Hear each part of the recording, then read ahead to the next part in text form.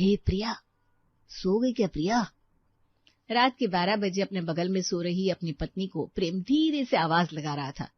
प्रेम जैसे ही प्रिया को जगाने उसके कंधे पर हाथ लगाने जाता है, वो करवट लेकर दूसरी ओर मुंह करके सो जाती है।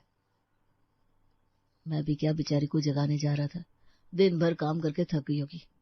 सुबह ही एनिवर्सरी विश कर दूंगा प्रिया को। वैसे भी मम्मी कहती है शुभ काम सूरज की रोशनी में ही होना चाहिए। यहाँ प्रेम खुद में मुस्कुरा रहा था, वहां दूसरी ओर मुंह फेरकर सो रही प्रिया के दिमाग में कुछ और ही बात चल रही थी। आपको क्या लग रहा है प्रेम, इतनी आसानी से आप मुझे एनिवर्सरी विश कर देंगे? बिल्कुल भी नहीं, पहले मैं दूंगी आपको सरप्राइज। कल इतना सारा खाना बनाऊंगी आपके लिए कि आप खाते रह जाएंगे। फिर दोनों पति पत्नी जाएंगे मूवी देखने, स्कूटी मैं चलाऊंगी, पीछे आप बैठेंगे। बहुत कुछ प्लान करके रखा है, बस अब तो सुबह का इंतजार है। अगली सुबह प्रेम के जागने से पहले ही प्रिया नहा धोकर कमरे से बाहर आती है। अब प्रेम जी जब उठेंगे और मुझे कमरे में देखेंगे नहीं तो मुझे रसोई में ढूंढने आएंगे, पर मैं उन्हें यहाँ भी नहीं मिलूंगी। आज चलेगा लुका छिपी का खेल। बस 1 घंटे का वक्त है मेरे पास, सबसे पहले केक बना लेती हूँ। मैदा, चीनी, दूध निकालकर प्रिया केक का बैटर तैयार करने जाती है कि रसोई में उसकी सास पहुंच जाती है। मुझे लगा ही था तुम जाग गई हो बहू, रसोई से बर्तन की आवाज जो आ रही थी। अच्छा सुन बहू, मैं ना बड़ी परेशान हूँ। क्या बात है मम्मी जी, आप तो इतनी जल्दी नहीं जागती, सब ठीक तो है ना? बोलिए क्यों परेशान है आप, बड़ी घबराई सी लग रही हैं। बीपी की दवाई तो ली थी ना आपने? अरे मुझे तुझे कुछ दिखाना है बहू, चल मेरे साथ। सुषमा अपनी बहू प्रिया का हाथ पकड़े उसे अपनी बेटी के कमरे तक ले जाती है। आप मुझे भोले के कमरे के बाहर क्यों लेकर आई मम्मी जी? भोले को कभी मैं दरवाजा अंदर से बंद नहीं करने देती, पता है क्यों? क्योंकि मुझे उसकी फिक्र है। तू अंदर चल, मुझे तुझे कुछ सिखाना है। कमरे के दरवाजे को धीरे से खोलती हुई सुषमा भोली के पास जाती है। भोली आराम से नींद में सोई हुई, चेहरा देख अपनी ननद का बहू। सब ठीक तो है मम्मी जी, आराम से तो सो रही है। ओहो बहू, तू भी ना क्या देखने को कह रही है और क्या देख रही है। चेहरे पर दाने देख कितने आगे मेरी भोली के, वो देख। आज कश्यप समाज का मिलन समारोह है, सोचा था इसे भी लेकर जाऊंगी, 4 लोगों की नजरों में आएगी, तब तो किसी के मन को भाएगी। पर देर रात में ही इसके चेहरे पर कितने दाने आ गए। रात को मैंने इसे नो पिंपल क्रीम दिया था, लगता है उसका रिएक्शन हो गया है। ये आप भोली पर एक्सपेरिमेंट क्यों करती रहती है मम्मी जी? कितनी अच्छी स्किन तो है भोली की, क्लियर स्किन में जबरदस्त नो पिंपल क्रीम लगाओगे तो पिंपल ही होंगे ना। अब जो होना था वो तो हो गया ना बहू, अब तू कुछ कर, सब कुछ तेरे ही हाथ में है। याद है तुझे एक बार तूने उस ब्यूटी पार्लर वाली सहेली को एक नुस्खा बताया था जिससे उसके चेहरे की झाइयां हट गई थी? वैसा ही कोई नुस्खा अपनी ननद के लिए भी बता देना। अपनी सास की बात सुनकर प्रिया वापस रसोई में लौट आती है और केक बनाना शुरू करती है। मुझे तो कभी कभी समझ में नहीं आता, मम्मी जी अपने बच्चों को खुद के ऊपर पैदा किया था या मेरे ऊपर? उनकी बेटी को तो मैं संभालती हूँ, अब भोली की हर चीज का ध्यान मुझे रखना पड़ता है। रात भर में चेहरे पर दाने आ गए तो उसमें मैं क्या करूं? मैं कौन सी कोई डर्मेटोलॉजिस्ट हूँ? प्रेम को सरप्राइज देने उठी थी, खुद सरप्राइज मिल गया मुझे। केक का बैटर तैयार करके प्रिया उसे सांचे में भरकर ओवन में बेक होने के लिए रख देती है। तभी महेश के कुल्ला करने की आवाज हॉल से आती है। पापा जी उठ गए, बहू चाय बना दे। अरे ये क्या सुबह सुबह इतनी सारी सब्जियां काट के रख ली तूने। चल ये सब छोड़, अपनी ननद के लिए लेप बना बहू, और अपनी एक अच्छी सी ड्रेस भी निकाल देना। लेप बनाना 2 मिनट का काम है मम्मी जी, मैं बना दूंगी। भोली तो अभी भी वैसे सो रही है ना।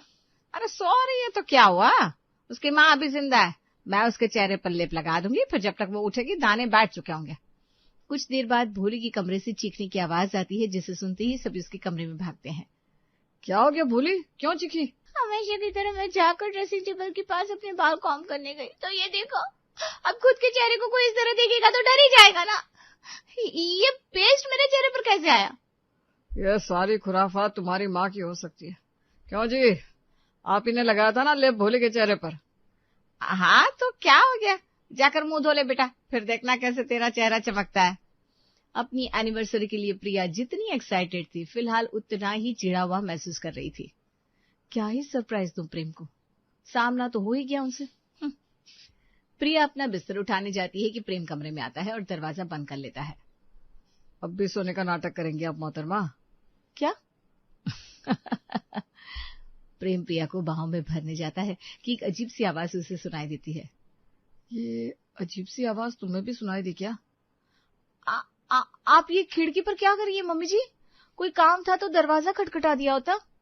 अब सवेरे सवेरे पति पत्नी ने दरवाजा बंद कर लिया था तो कैसे खटखटाती मैं। वो गुलाब जल देना था जो तू मेकअप हटाने के लिए इस्तेमाल करती है ना, भोली के चेहरे को साफ करने में काम आ जाएगा। रात को जितना चमकेगी ससुराल मिलने में उतनी आसानी होगी। अपनी बहू का बचा कुचा मूड खराब करने के बाद आराम से सुषमा अपनी बेटी के कमरे में चली जाती है। अरे बहू आज चाय आएगी कि नहीं? हाँ पापा जी, ये रही आपकी चाय। वो आज बर्तन साफ करने वाली नहीं आई है ना, तो बर्तन धो रही हूँ मैं। ये क्या बात हो गई बेटा, मेरी चिड़िया जैसी चहकने वाली बहू आज गुमसुम सी बैठी हुई है। अब गुमसुम नहीं रहना पड़ेगा ना पापा, जब आपकी एनिवर्सरी पर भी आपको बर्तन धोने पड़े, चाय नाश्ता करना पड़े तो मूड तो खराब हो ही जाएगा। शायद भैया की तरह आप सब भी भूल गए कि आज भाभी और भैया की एनिवर्सरी है। चलो, किसी को तो याद था। थैंक यू अनुराग। अरे बेटा, आज तुम दोनों की एनिवर्सरी है। प्रेम, तूने स्टेटस भी नहीं लगाया, बता। ये रसोई का काम छोड़ दे बहू, आज दोपहर में तुम दोनों बाहर खाने चले जाओ। और सुन ले प्रेम, बहू को जो खरीदना हो दिला देना, पैसे मेरी तरफ से। और बहू, प्रेम को जो पसंद हो उसे दिला देना, पैसे तुम्हारी सास की तरफ से। चलो, अब तो प्रिया थोड़ी मुस्कुराई। चाय नाश्ते के बाद महेश काम पर निकल जाता है। आज प्रेम ने भी अपनी पत्नी के लिए छुट्टी मार दी थी। दोपहर के 1 बजे खूबसूरत सी ड्रेस पहनकर प्रिया अपने कमरे से बाहर निकलती है। ब्लैक ड्रेस के साथ ब्लैक सैंडल नहीं जा रही है भाभी, अब की नियॉन कलर वाली सैंडल ट्राई करो ना। अगर कपड़े में टेक्सचर का वेरिएशन ना हो ना तो कलर का वेरिएशन डाल देना चाहिए। इस घर में तुम नहीं होते ना अनुराग, तो पता नहीं क्या होता। कभी कभी तो लगता है मैं तुझे मायके से लेकर आई हूँ। प्रिया फौरन शू रैक के पास जाती है और सैंडल बदलकर जैसे ही खड़ी होती है, सुषमा और भोली वहां आ जाते हैं। ये ड्रेस देख भोली, कैसी लग रही है, रात को ये ड्रेस पहनेगी? समाज का सम्मेलन समारोह है मम्मी, कोई डेट पार्टी नहीं है। भोली के लिए मैंने एक ट्रेडिशनल ड्रेस निकाल दी है। वो सब तो ठीक है भाभी, पर आप कहाँ जा रहे हो? 6 बजे तक हमें भी निकलना है, फिर आप भी कहीं निकल जाओगे तो घर पर कौन रहेगा? अरे तू अपना दिमाग क्यों लगाती है भोली, तू जा ना, अपना काम कर। तू भी चल रहा है हमारे साथ, तेरा ही नंबर है नेक्स्ट। मूवी की टिकट्स ले रखी है मैंने, और पापा जी ने लंच और शॉपिंग को कहा है, तो वक्त तो लग ही जाएगा मम्मी जी। लो सुन लो मम्मी, भाभी तो निकलने के लिए तैयार बैठी है, फिर मेरा मेकअप कौन करेगा? बहुत पहले ना तू अपनी ननद को तैयार कर दे, फिर चली जाना मूवी देखने। ये थी सुषमा की हरकतें। उसके लिए भोली की शादी से इम्पोर्टेंट और कुछ नहीं था। घर को संभालते हुए भोली को देखने आए लड़के के परिवार वालों की खातिर करना और बाकी वक्त उसकी स्किन केयर करना, इन सब जिम्मेदारियों से अब प्रिया चिढ़ जाती है। ना बर्थडे मना सकती हूँ, ना अपने मायके जा सकती हूँ, और अब तो एनिवर्सरी की भी दुश्मन बन गई है मम्मी जी। आज सबसे साफ साफ कह दूंगी, अब दीदी की शादी हो ना हो मुझे नहीं पता, मैं अपना वक्त और जाया नहीं करने वाली। मुझे भी तो फैमिली प्लानिंग करनी है भाई। खुद में बड़बड़ाती हुई प्रिया चाय का ट्रे लेकर हॉल में आती है और देखती है सभी के साथ एक औरत भी बैठी हुई है। ऐसी वैसी बिचौलिया नहीं हूं मैं सुषमा जी, बड़े सही बंदे से मिलना हो गया आपका। अब तो आप अपनी भोली को विदा करने की तैयारी में लग जाइए। रमा आंटी को चाय दे बेटा, और मेरी बात सुन। क्या सुन, तूने तो सब सुन लिया है। जी मम्मी जी, पर मैं क्या कह रही थी कि अब तेरी सास कुछ कहने सुनने वाली नहीं है बेटा। बिल्कुल सही। चल अब लग जा काम पर, पर्दे चादर सब बदल दे, रसोई भी तुझे संभालनी है, याद रखना। एक काम कर, रसोई की भी सफाई कर ले, इस बार मेरी भोली का रिश्ता हो ही जाना चाहिए, वरना पिछली बार की तरह मैं खटिया पकड़ लूंगी। अरे मम्मी जी, मेरी शादी भी प्रेम जी से 9वीं बार में हुई थी। 4 लड़कों को ना किया था मैंने और 4 ने मुझे, तब जाकर प्रेम जी से बात बनी। ऐसी मेरी माँ भी ना हर बार बीमार होती बैठती तो फिर हो जाता। अब प्लीज बीमार मत पड़िएगा, मेरा काम बढ़ जाएगा। हिम्मत रखिए मम्मी जी, हिम्मत रखिए। ये लो, क्या बोलने आई थी और क्या बोल रही हूँ। अगली सुबह सुषमा के मोबाइल की घंटी बजती है। अरे मम्मी कहाँ, जल्दी आओ, रमा आंटी का कॉल आया है। सुषमा भागती हुई कमरे में जाती है और मोबाइल कान पर लगाती है। बड़े सभ्य परिवार से बात चलाइए तुम्हारी भोली की, शहर के रईसों में नाम आता है सिंघानियास का। बात अब सिर्फ भोली की नहीं है, उसके घर के रहन सहन पहनावे और मेरी भी है। राजमहल की तरह अपने घर को सजा दो, कम से कम थाली में 20 पकवान तो होने ही चाहिए। जितना बड़ा खानदान उतनी ही शाही खातिरदारियां। सीलिंग पर झूमर लटकने शुरू हो गए थे, यहाँ वहां महंगे शोपीसेस सज रहे थे। दीवार से पुरानी फोटो फ्रेम हटाकर एंटीक फोटोज लगाई जा रही थी। एलईडी बल्ब की जगह अब कॉल लाइट्स ने ले ली थी, और ये सब सिर्फ और सिर्फ लड़के के परिवार वालों के लिए हो रहा था। अनुराग, सही से चेयर पकड़, अगर मैं गिर गई तो लड़की वालों के लिए खाना कौन बनाएगा? साफ साफ कहा है जीतू जी की माँ ने कि वो लोग घर पर बना हुआ खाना ही खाते हैं, वो भी शुद्ध देसी घी में। मुझे तो समझ में नहीं आ रहा भाभी कि भोली ने कॉलेज जाकर किया क्या। मैं तो मुश्किल से 5-7 दिन कॉलेज गया हूँगा, उसमें भी मैंने इस घर की होने वाली बहू को ढूंढ लिया, और ये भोली, इसको एक लड़का नहीं मिला। 2 दिन बाद अपने दोनों हाथों में राशन की थैलियां लिए प्रिया बाजार से घर लौटती है। अरे बहू, मुरारी को फोन कर दिया होता, वो घर पर राशन भिजवा देता। मम्मी जी ने खास कहा है पापा जी कि राशन में किसी भी तरह की मिलावट या कंकर नहीं होने चाहिए, इसीलिए सामने जाकर सब कुछ पिसवाना और लिस्ट में जो भी सामान लिखा है उसे सही से तोलवा कर लाना, ताकि कुछ कमी रह जाने की चांसेस ही ना रहे। तो साथ में तो जाना ही था, और ये तो कुछ भी नहीं है पापा जी, अभी रसोई की सफाई बाकी है, ये सब आज हो जाए तो कल सुबह ताजी ताजी सब्जियां भी लानी है। कल सुबह सब्जियां लेकर आएंगे आप? मम्मी जल्दी आओ, देखो भाभी क्या कह रही हैं। क्या बोली? भाभी कह रही है कल सुबह सब्जियां लाएंगी। मम्मी 1 बजे तो जीतू की फैमिली आ जाएगी, 20 पकवान कैसे तैयार होंगे? और अगर इस बार मेरा रिश्ता नहीं हुआ ना तो देखना मम्मी। शाम को ही सब्जियां मंगवाई जाती है। गोभी, मटर, बीन्स, भिंडी, कौन सी सब्जी नहीं आई थी, सारी सब्जी मंडी ही महेश लाकर अपनी रसोई में उलटती थी। आलू नहीं मंगवाया मम्मी जी ने?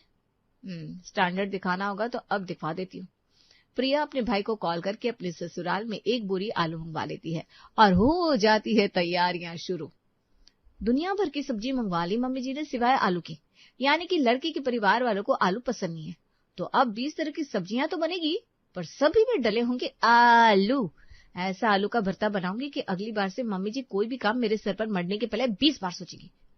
प्रिया लगाती है किचन के दरवाजे की कुंडी और आलू की सूखी सब्जी से श्री गणेश कर देती है।